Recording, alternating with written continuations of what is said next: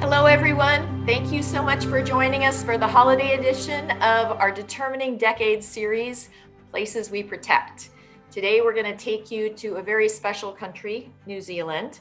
And I say it's the holiday version because I can't think of anything that evokes the holiday spirit more than looking at these huge landscapes and snow-covered peaks.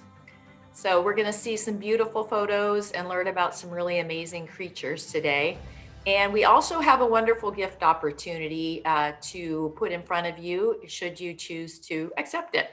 So it's the holiday season. It is the season of giving, and we wanted to make sure that you had the opportunity to consider making Places We Protect secured here in New Zealand. So let's get started. Thank you so much for chatting in about where you are and what New Zealand means to you. And we will be giving you the chance to ask questions later on. We have about a 20-minute presentation, and then we'll have plenty of time for Q&A. So please do chat in or use the question and answer function for your questions. And so let me get started. I am Liz Harvey Roberts. I'm the Chief Development Officer in the California chapter of the Nature Conservancy. And I am blessed to have been able to go to a lot of places, but not yet to New Zealand. It is on my bucket list. So I'm very much as interested as all of you are to learn about the country and all its beautiful assets. So let me introduce our speaker. We have Jonathan Pesce today, who is the Country Program Director. He is also known as the Te Manahuna in Māori, and he's going to let us know what that means. It's a very metaphoric title, and there's a lot of connection to our program and the indigenous communities of New Zealand. So we're going to learn a lot more about that too. So he's speaking to us from Wellington, which is the capital of New Zealand. And before we get started, we're going to run two polls. One is, have you ever visited New Zealand before? So we're going to offer that poll to you. Please answer.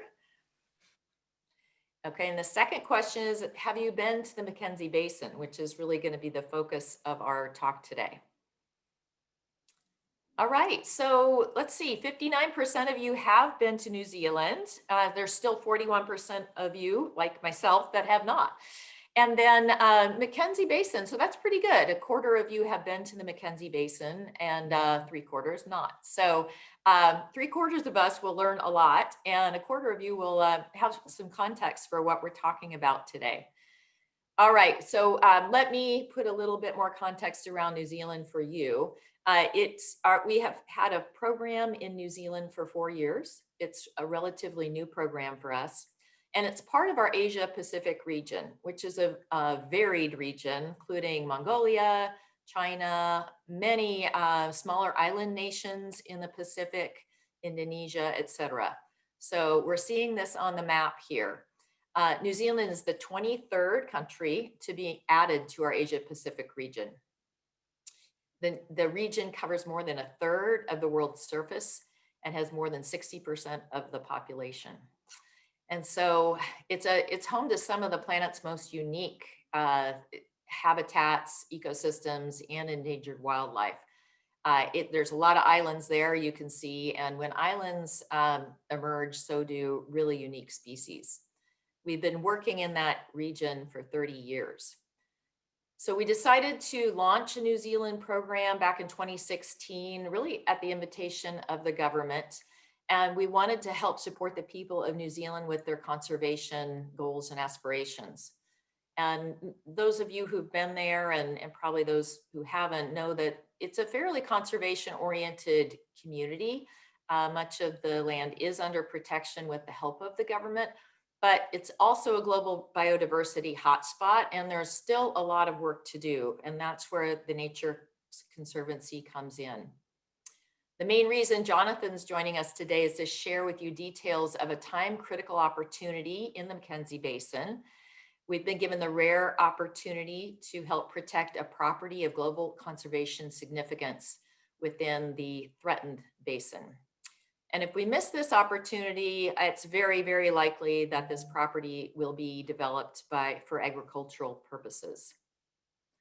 Members of the local community and the government have pledged 85% of the funds needed to secure its purchase, but we still need to raise $200,000 as soon as possible so that we can close on this deal.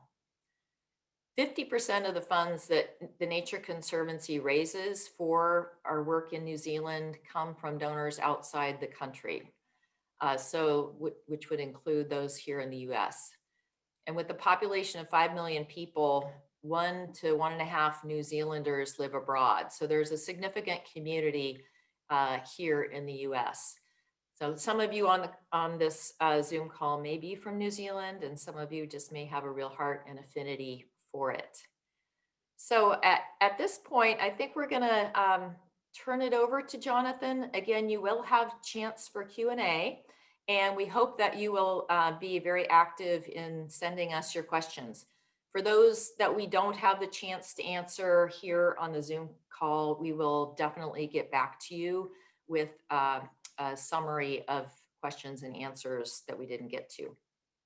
So with that, let's turn it over to Jonathan. And Jonathan, tell us about your title and what it means, and we look forward to hearing more. All right, let's go. Thank you, Liz.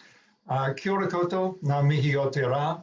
No mai haere mai ki Aotearoa, no mai haere mai ki tēnei hui, no mai haere mai ki tēnei kōpapa.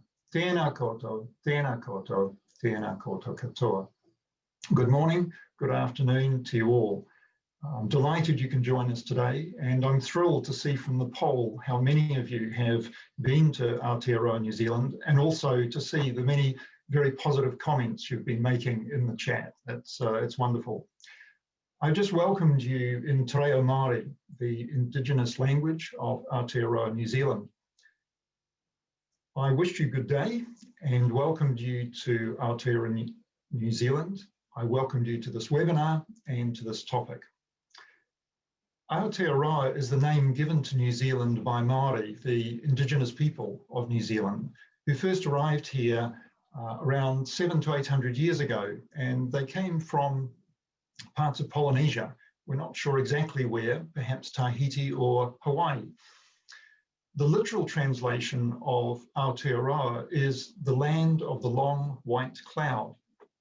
It is said that Kura Marotini, the wife of Kupe, the semi-legendary voyager, was the first person to set eyes on New Zealand.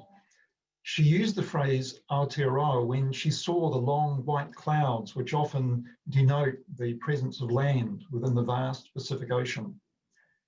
You may have noticed that I use Aotearoa, New Zealand, and I, as many others, use this term to recognise both the indigenous and the more recent European history of my country.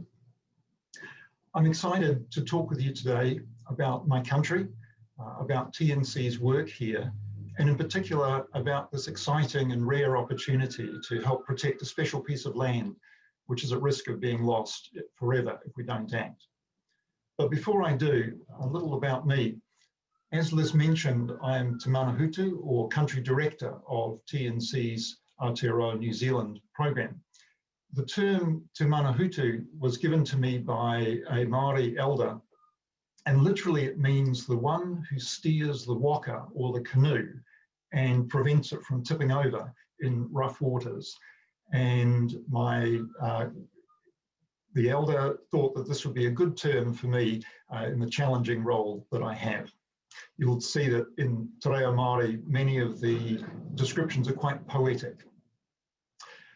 I joined the organisation in 2018, and I'm responsible for leading our efforts to impact conservation in Aotearoa, New Zealand. I have over 30 years experience in conservation and natural resource management, having worked in a wide range of senior management and advisory roles in government, industry, and non-profits. Some of those roles include being Chief Policy Advisor and later Chief Fisheries Manager with the New Zealand Ministry of Fisheries. I was Science Manager with the New Zealand Seafood Industry Council. And in the UK, I was the International Fisheries Director with the Marine Stewardship Council. And I've also been an advisor on developing natural resource management capacity in the Solomon Islands and Kiribati and other Pacific Island countries. I'm so pleased to be working for TNC, helping support New Zealanders up and down the country to achieve their conservation dreams and aspirations, and helping to protect this beautiful part of the world for future generations, including my own mokopuna, or grandchildren. As Liz mentioned, TNC launched our program of work here in Aotearoa, New Zealand 4 years ago, 2016. TNC is here first and foremost because Aotearoa, New Zealand is a place of global conservation significance.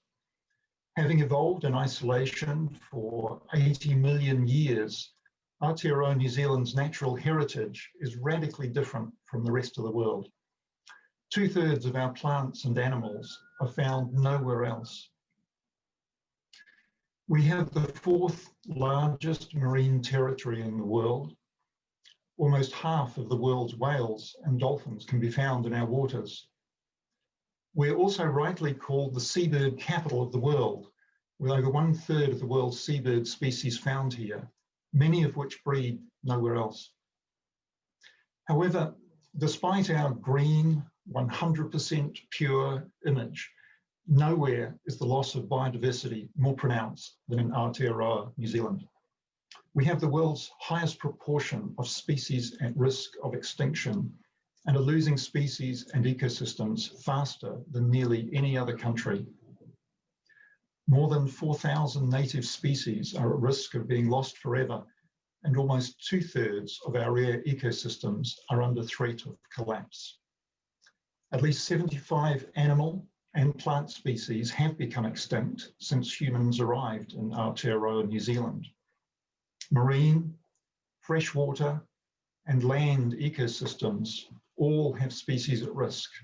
90% of seabirds, 76% of freshwater fish, 84% of reptiles, and nearly half of all vascular plants are at risk. Native vegetation has been extensively cleared so that the native forests that once covered about 80% of the country now only cover a little over 1/4. Wetlands were once extensive, however 90% have now been lost. Runoff from the growing agricultural and dairy sectors has impacted waterways across the country, so much so that swimming is no longer advised in 60% of all government-monitored rivers and lakes. People have changed the landscape and introduced new species with devastating impact. Farming and urban expansion have caused forests to be cleared and wetlands to be drained. In the process, habitats and species have been lost. Farming and urban expansion also create pollution, such as excess nutrients like nitrogen and sediment, which can degrade ecosystems and harm animals. Introduced pests like rats, stoats, and possums threaten our native species through competition, predation, and diseases. Non-native plant species now outnumber natives here. However, we here at TNC believe it is possible to have it all: thriving nature, businesses, livelihoods, and communities. Aotearoa, New Zealand has the chance to show the world how this can be achieved. We are an ideal innovation accelerator by the nature of our stable economy and political environment, a small geographic and population size, ease and transparency of doing business, and our ingenuity and resourcefulness. Conservation learnings from Aotearoa New Zealand can and are being shared with other countries to help scale up conservation efforts. In Aotearoa New Zealand, TNC is bringing our science, global expertise, financial tools, and commitment to engaging diverse stakeholders to support the people and government to achieve their conservation aspirations and build a brighter future for our country. In our growing conservation program, we are supporting efforts to help address the freshwater challenges many of our rivers are facing. We are working in the marine space to ensure sustainable fisheries for future generations. We are helping others ensure both people and nature can thrive together across large landscapes. And we are also helping to support our neighbours in the Pacific Islands on important conservation initiatives, which we think is appropriate given the strong ties between Aotearoa New Zealand and the Pacific. I would now like to transport you to the Mackenzie Basin, known as Te Manahuna, or Place of Enlightenment by Māori, as shown here on the map in front of you. This is a place of special cultural significance to Ngāi Tahu, the principal Māori iwi, or tribe, of Te Waipunamu, the South Island of New Zealand. The landscape is iconic and unique. The region is renowned for its incredibly clear starry nights, which earned it designation as an international dark sky reserve. Also brilliant sunny days, remarkable turquoise blue lakes, valleys of emerald green, and snow-capped mountains. The Mckenzie is home to unforgettable sights, including our highest mountain, Araki Mount Cook, as shown here reflecting into Lake Pukaki. And our longest glacier, the Tasman Glacier. With my family, I have visited the Mackenzie Basin area many times, including for hiking and skiing, and I'm sure that those of you who have visited the area will agree with me. It is a truly beautiful place. The Mackenzie Basin is also a prime example of a tussock dryland.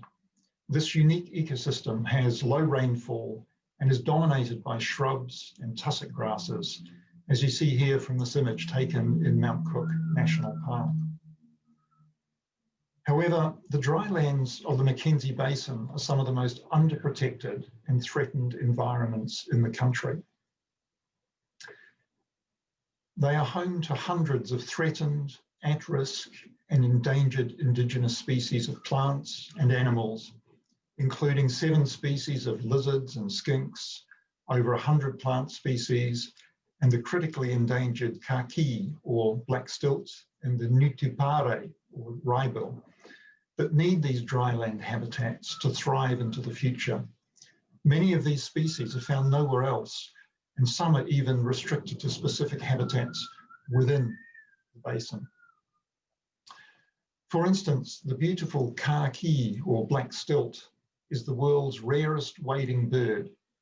Once common and widespread throughout most of Aotearoa, they are now only found in the Mackenzie Basin. Kaki were on the brink of extinction by the 1980s, with only 23 birds left in the wild. But thanks to conservation efforts, numbers are slowly increasing, with 169 adults now in the wild. Adult kaki have distinctive black plumage, long pink legs, and a long, thin black bill. They are threatened because of introduced predators, such as feral cats, ferrets, and hedgehogs, as well as by habitat loss and degradation. And here, the nutupare, or wrybill. No other bird in the world has a bill quite like the wrybill. It is the only bird in the world with a bill that curves to the right, and it's always to the right, which allows it to probe insects under river stones. Juicy mayfly larvae are their favourites. They are also threatened, with now only about 5,000 or 5,500 individuals remaining. This is a picture of the robust grasshopper, which is classified as nationally threatened While it is indeed a grasshopper, they don't live in grass and don't hop from blade to blade. Instead, these amazing little creatures inhabit riverbeds and terraces in the Mackenzie Basin and are found nowhere else in the world. Highly threatened, it epitomizes the vulnerability and beauty of this special place. And while it can hop, it's more like a leap of faith that ends in a crash landing, hence the armor plating. The Mackenzie Basin spotted skink is restricted to the Mackenzie Basin and is also classified as nationally vulnerable. Again, it is threatened by predation, particularly by invasive mammals, and ongoing habitat loss. And this is further compounded by the uncertainty of their distribution across the region and the difficulties of managing invasive predators across such a large landscape. Despite this diversity, dryland ecosystems, which comprise 19% of our country's land area, are our least protected and most threatened ecosystems. More than 70% of drylands are now lost, and only 3% are legally protected.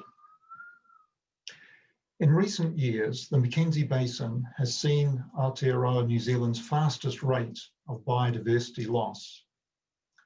It is paramount that more landscapes in the Mackenzie Basin are protected and that the connectivity is maintained, both for the immediate protection of the basin's ecosystems and to future-proof the basin's biodiversity against climate change. That's why we were delighted when, in September this year, the then Minister of Conservation, the Honourable Eugenie Sage, announced the Tū Te Raki Whanoa Drylands Initiative, a collaborative initiative between the government, landholders, and mana whenua, the Māori tribal groups who have historic and territorial rights over land. The initiative aims to foster active protection and management of significant lower altitude areas in the Mackenzie Basin to protect the area's stunning landscape values and ensure native plants and wildlife can thrive. TNC has offered our support to the government towards this initiative over the coming years to help make this ambitious goal a reality. The initiative is supported and has the active involvement of the Ngāi Tahu sub-tribes Te Runanga o Arawhenua, Te Runanga o Waiho, and Te Runanga o Moraki. They also gifted the name Tū Te Raki Whanoa from a significant tupuna or ancestor in the Te Waka o Araki stories. Tū Te Raki Whanoa is a central figure in the creation stories of Ngāi Tahu, who created the waterways and valleys that emanate from Araki Mount Cook and spread through to Piopiotahi, Milford Sound, where some of you on this webinar may have had the chance to visit. Ngāi Tahu believe it is Tū Te Raki Whanoa whose wairua or spirit protect the plants and animals of this landscape and ensures the qualities of its waters. An immediate and time-critical opportunity to assist the government in realising the impressive goal of the Tū Te Raki Whanoa Drylands Initiative has recently arisen. TNC has been presented with the chance to help protect a special piece of land within the basin, which, if not purchased and protected soon, is at risk of being sold to developers. The 750 hectare or approximately 1,850 acres property in question is located near Lake Ohau and is shown here. It is an ecologically important piece of land, strategically situated in the heart of the region, with the opportunity to contribute significantly towards Tū Te Raki Whanoa Drylands Initiative. As you can see from the images, it's also a truly magical place. And here's an image of Lake Ohau. The property does not come right up to the shoreline, but can be seen here in the background. The lake is well known for its fishing and the area for its stargazing. If we don't act now, we risk losing this nationally and globally significant ecosystem forever. As I mentioned previously, sadly, in recent years, the Mackenzie Basin has seen New Zealand's fastest rate of biodiversity loss as more and more of these giant irrigators turn the natural drylands green. In 1990, less than 3% of the Mackenzie Basin floor had been developed. By 2016, 1/3 of the land was developed. Assisting in purchasing the property so it can be protected in perpetuity is critical. This effort is being driven by the local community, who, with some financial support from the government, has raised 85% of the funds needed to secure its purchase. But we need to raise the remaining $200,000 as soon as possible. So in conclusion, thank you for this opportunity to tell you more about our work and this rare opportunity. As I've shared today, the stunning place of international importance is at risk. We have already lost much, but we have a chance to save what's left. It's paramount that this habitat is protected, both for the plants and animals that call it home and future generations. We need to raise the remaining funds as soon as possible. If we don't act now, we risk losing this special place forever. If anyone would like to find out more about this opportunity or to see how they could help, please get in touch. In the meantime, if you have any questions, I'd be happy to answer. So kia ora, and back to you, Liz. Thank you so much, Jonathan. And I just want to say to everyone, if please chat in or use the Q&A function to send your questions in. We do have several questions in the queue already. So let's just get started. So first of all, can we talk about the California-New Zealand connection in general? Why are we offering up this webinar, and how do you work with the California program? Thank you, Liz. We've, in New Zealand as a new program, have really appreciated the support from different TNC chapters around the world. And California is, I think, one of the programs which has really supported us. We work closely on a number of programs, and in particular with the fisheries team based in California. We're doing some great work here and really appreciate their assistance with our electronic monitoring systems, helping deploy that. And in a range of other areas, we're appreciating the support of the California program. So thank you. Thank you. Yes, we love working with you. And just in general, we are One Conservancy. So we raise money from the United States for all international programs, as well as our own chapter initiatives and other the work we do in other states. So we always want to be good partners with our international colleagues. So we like to spread the resources around. And we know that you as donors have interests in other areas. And so that means so much to us. And we really follow the intent of the donor to drive dollars to what matters to you. Okay, so Todd, hello Todd, had a question about pampas grass. So he saw, I think in the video portion of the early presentation, that there was some pampas grass or something that looked like that. Is that native to New Zealand? Is it considered an invasive? Can you say a little bit more about that? I'm not sure about the specific that was in the photo, but we do have native grasses of that type. And it's really interesting to see some of them up high in some of these alpine habitats. So we also do have some invasives. I don't think those invasives are a problem in this particular area. Okay, okay, thank you. I should add, there are other invasives which are problems. Which we could go on and on about probably, yes. Yeah. So also there was a question about how the property looks heavily grazed. I think that this came up when we saw the crop circle. Is that true, or just can you say a little bit more about that one visual that we saw? That's a really good question. So for many years, the tussock drylands have supported a very low-level farming. So it's, I think, one sheep per a few hectares. It's very low level. But what's happened in recent years is a move towards intensive dairy farming.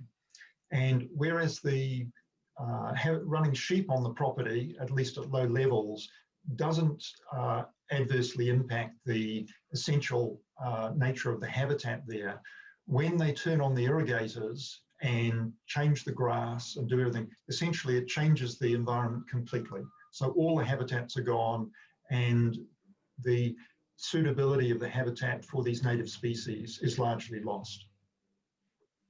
Thank you.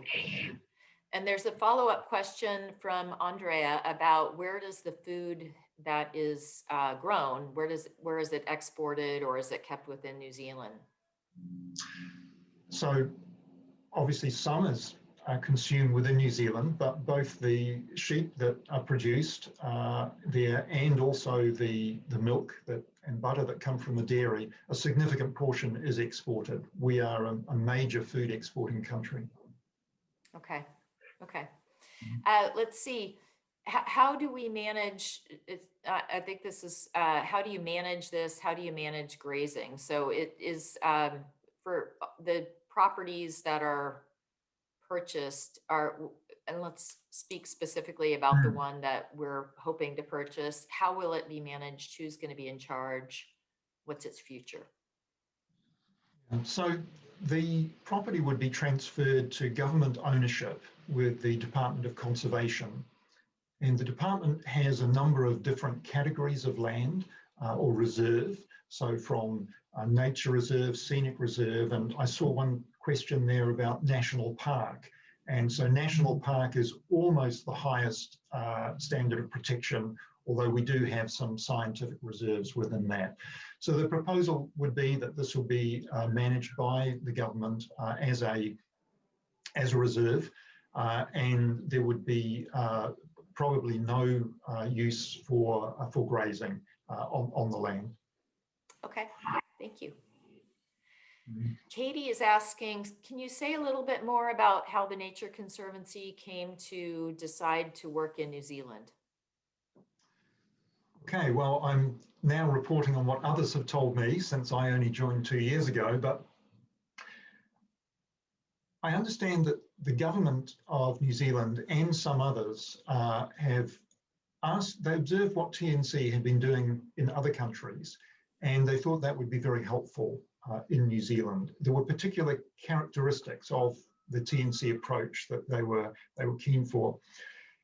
For the most part in New Zealand, we have the conservation groups are quite small, and Aotearoa New Zealand really hasn't seen the benefits that can be brought by a large conservation NGO with a collaborative, science-based approach. And so that was the reason we were invited. My understanding is that the invitation has been long-standing, maybe for a decade, but TNC has chosen to delay until we were sure that the time was right. The other reason is, or another reason, is that we want to help grow environmental philanthropy in New Zealand. New Zealanders are very generous, but for the most part, the philanthropy is not very well structured. We can certainly learn a lot from the US on that count.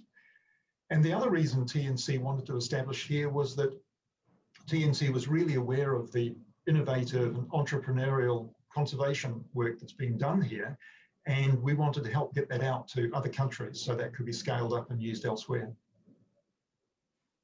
Excellent, thank you. So we have a question from Ed about a meatless diet. So how do New Zealanders feel about changing to a meatless diet?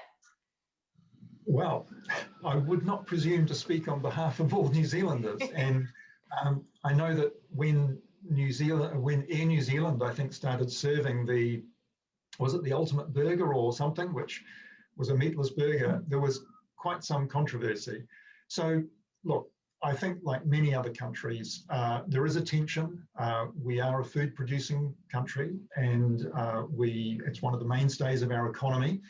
And you can imagine that our beef and lamb producing farmers are maybe not quite so keen on going meatless.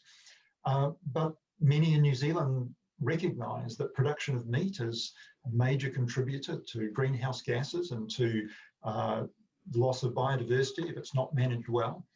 So I think it's probably similar to other countries where there's a wide range of perspectives. Yeah, that makes sense. Okay, so we have, Tom is asking a question. I think he must be very familiar with New Zealand. He said, what is your relationship with the federal farmers, Fed farmers, and Crown pastoral leaseholders, also with QE2 trusts? Okay, so we obviously does know New Zealand well. So we have and are developing a good relationship with pastoral farmers. We haven't gone really deep at this stage, and obviously New Zealand's quite extensive and we're a small program, but at a national level, we've had interactions with Fed farmers and also with Beef and Lamb New Zealand, which is another organisation that represents a particular sector. We've worked very closely with Fonterra, which is our largest cooperative company involved in dairy. So we have a pretty good relationship. We've also interacted with the QE2 Trust. And for those who don't know, New Zealand doesn't have a very wide range of different land trust organisations. For the most part, it is QE2, or the Queen Elizabeth II Land Trust. And under that program, landowners, mainly farmers, can choose to set aside some of their land, and it's covenanted so that it can't then be reverted into production land.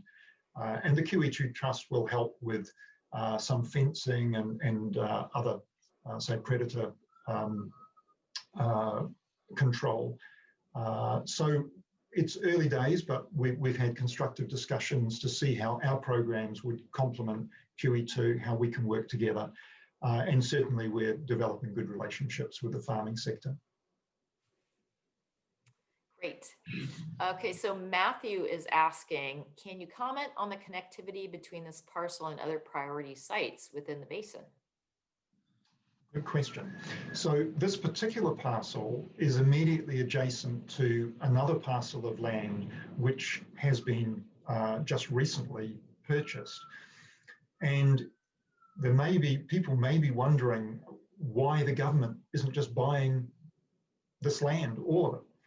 And the reason is that the government has a fund for land purchase for reserve purposes. The trouble is it's quite small and the needs are large. And so with the government having purchased the other land in the area, the allocation of funds for the current year and even for the next few years is very low. And hence the government has only been able to make a small to moderate contribution to this proposed purchase.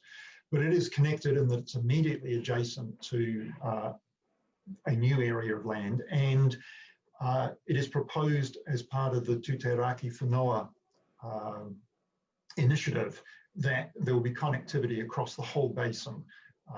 Not all of the land has to go into reserve, but it'll be managed at different levels through limited pastoral farming, but avoiding as much as possible the intensive land use change. That's good. Good news. So I'm going to combine these two questions, although they're a little bit different. Is the government of New Zealand conservation minded? And what is the ownership management of the adjacent properties? So you've touched on that a little bit.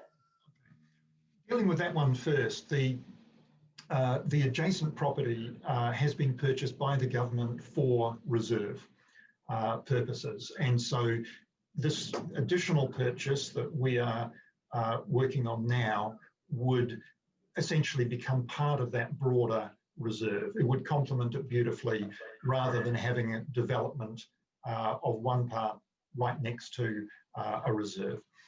The broader question of, is New Zealand's government, I guess, pro-conservation?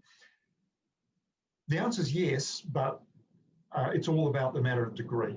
So most New Zealanders identify really closely with the environment. It's really important, but at the same time, the government representing New Zealand has, I think, really let things slip in terms of allowing development of land, which has really compromised the biodiversity in many ways. So on the one hand, the government is working very hard on bird species which are nearing extinction. We have very strong programs, predator control, and managing national parks and other areas.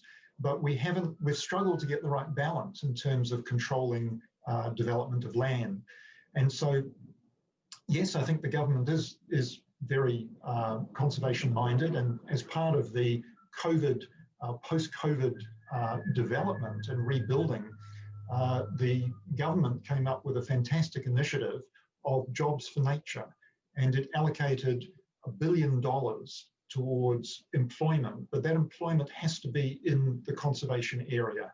And so people from sectors which have really taken a downturn, like international tourism, have been redeployed into conservation areas. And so there's pest eradication, there's wilding pine removal, there's tree planting adjacent to rivers. It's really positive. And so I think that's an example of the government is trying very hard.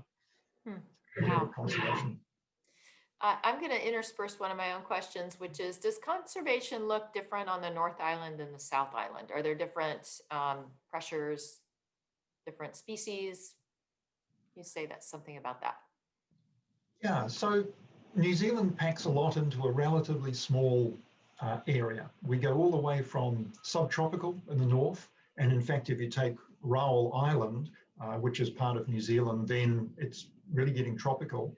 And as you'll see on the picture behind me of the New Zealand sea line, we're down into the subantarctic. So yes, we have a huge variety of landscapes. The problems are generally similar, but they just differ in degree. So the problem with introduced predators is throughout the country, but different species of predators, I guess, are the most key issues. So possums in some areas, stoats and rats in others, and so on. Also, the extent of wetlands varies. It is in both the north and the south. And so I'd say generally similar, but just with different emphases. Yeah, thank you. Okay, so Richard is asking, if water is a scarce resource, how do agricultural areas get water? So I think we're probably back to the Mackenzie Basin, surface water or groundwater pumping? So the Mackenzie Basin area in particular has very low rainfall, but as you would have seen from the photos, has a lot of water coming from the watersheds or catchments in the mountains. And so there is an extensive hydroelectric scheme in the area with canals and so on. And there is also offtake for agricultural purposes. And then there is also use of groundwater. And I have to say, this is really controversial at the moment. I saw a comment come through from Tom, I think, who knows New Zealand well, I think may be here, commenting that those big circular irrigators, that the development there has been really controversial, and there have been court cases and so on. Part of that is about the change of the massive change to habitat and ecosystem, and part of it has been about the use of groundwater. And so the groundwater resource is limited, and there's real concern about what it's being used for. So I know you have similar issues in California. To a smaller degree, we're facing the same issues here. Wow. Thank you. So Diana is asking, to what extent is development the cause of threats? So I think you've answered that in great degree, but are there other aspects of development that you want to comment on besides agricultural threats? So in this area, because the human population is pretty low throughout the basin, the main threats are from agriculture. But there are also increasing areas, we call them lifestyle blocks or hobby farms. So especially around the lakes, we're getting people, some of them returning to New Zealand because of COVID, others who coming from overseas, and some Kiwis who like the idea of their patch of paradise, and so they're buying and then developing those.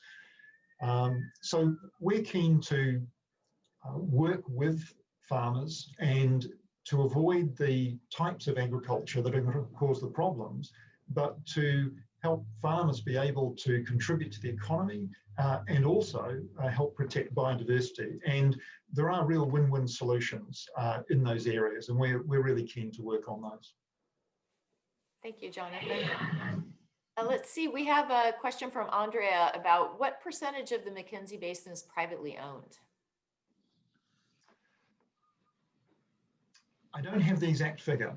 We can get you that, but what I would say is that there are some areas that are owned by the government there's some reserve. We also have a very large army base, army training area there, and the government has committed to managing that as part of the Te Raki Whanaua initiative. And then a lot of the private land is actually leasehold. So technically it's owned by the government, but it has been leased to farmers for, I think, typically 99 years. And normally those leases can be renewed. And again, there's been some controversy about the land tenure review. The government has been trying to review those leases with the intent of taking out those areas that are not suitable for farming and then putting those into effectively conservation. But quid pro quo has been allowing the farmers then to have perpetual ownership of other areas. And again, this has been controversial because some of the areas that the farmers have sought, well, not farmers, but landowners have sought to get are the ones adjacent to the lakes, some of those beautiful views that you saw in the photos. So there is a balance. We can get the figures on ownership, but just to note that it sort of is different types of government ownership and lease and so on. And what about conservation grazing, using sheep or cattle to graze in a way that is conservation friendly? Is that a practice that is prevalent in New Zealand? In a formal sense, I think not in the same way as I think it's used in the US. However, informally, I think there is a growing realization that on some of these very extensive, we would call them runs, I think you would call them ranches, the running or grazing sheep, it's mainly sheep, actually helps keep the invasive species down. So some of the weeds and others. And where the Department of Conservation has taken over some areas, there has been concern that they're not putting enough effort into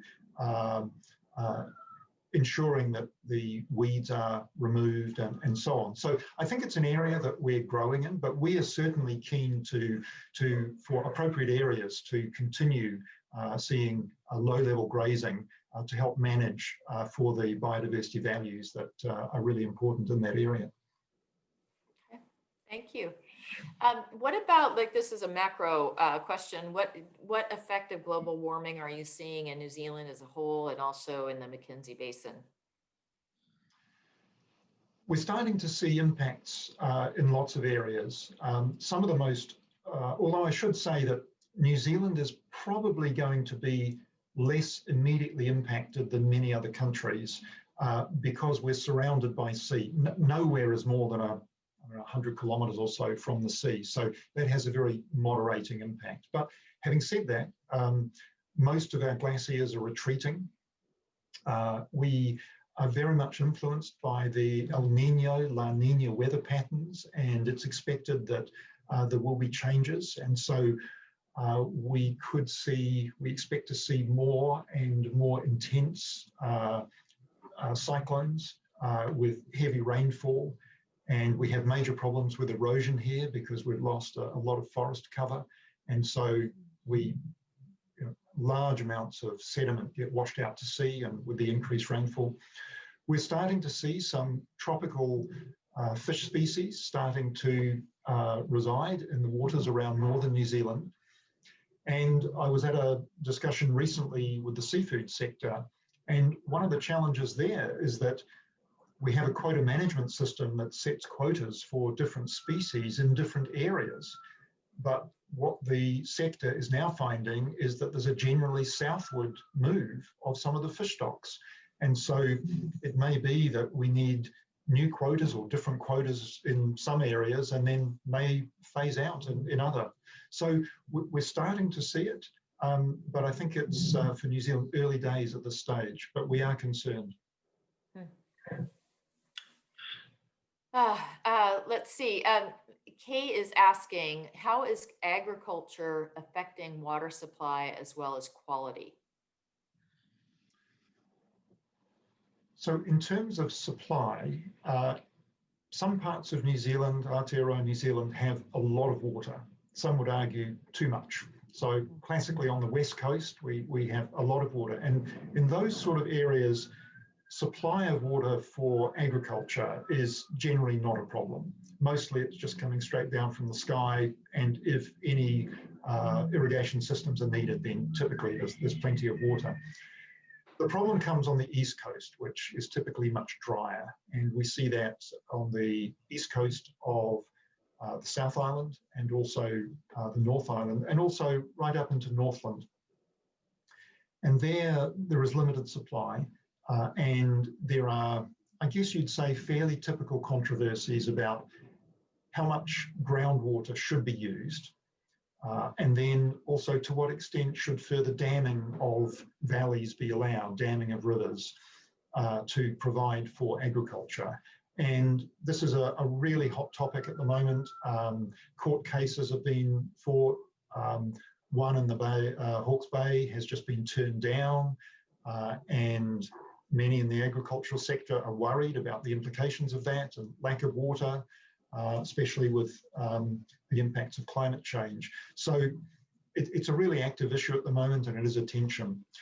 In terms of impacts of farming on water, they have, in some areas, have been pretty severe. And in particular, it's been the intensification. And that's something that we as a country have not handled very well. So when we found that the price of milk and butter and other dairy products was going up, this was an opportunity for our country to earn a lot more money. And so we had a lot of what we call farm conversions. So typical fairly low intensity sheep farms or mixed sheep and cropping farms were converted into dairy. And every bit of the farm was used for dairy. And the problem is that a lot of the effluent from the animals then goes through into the groundwater or runs off into creeks. And some of this, the land that was converted, it was very stony and porous, and there was not much absorption. So some of the pollutants are going straight through into groundwater. So we've seen pollution of groundwater and also of many lowland streams and rivers. And it's probably that last point which has really got New Zealanders' attention and pushing back and saying the government needs to do something.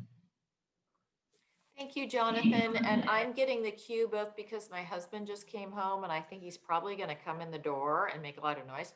And also we're reaching the top of the hour. Can you answer quickly, how do we travel to see New Zealand? How do we visit places we've protected in New Zealand? If you're interested as a TNC supporter, can you say a little bit about that? We're always happy to host and help any TNC folk come and visit New Zealand. In fact, I hadn't realised that one of my jobs as country director was inbound ecological tourism director, but we do a bit of that and we're very happy to.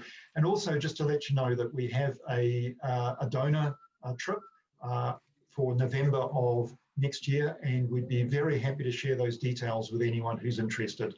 And there's also just to let you know, a trout fishing trip, which has been organised by one of our advisory board members, which will be the few days after that. So wow. We're delighted to send you details of both. Good, thank you. Well, please do. We'll include that in the information that those our participants receive afterward. Again, if you've asked questions that we didn't get to, we will make sure that we answer them and send them in a written format. And thank you so much. One person asked, how do we donate? So if you would like to donate to help with this purchase, please send that donation to us at our main office in California. We're at 201 Mission on the 4th floor, Suite 400. in San Francisco. We'll send that information out to you also in the follow-up. But there's a lot of ways to get money to our organization, and again, we're all one 501c3, so there's no route that's the wrong way. Thank you so much for being with us, Jonathan. Thank you. And we just wish you the happiest of holidays in this strange and unusual year. And we look forward to seeing you next year when we will stand up a new series of our Determining Decade. So with that, again, happy holidays, and we'll see you next time.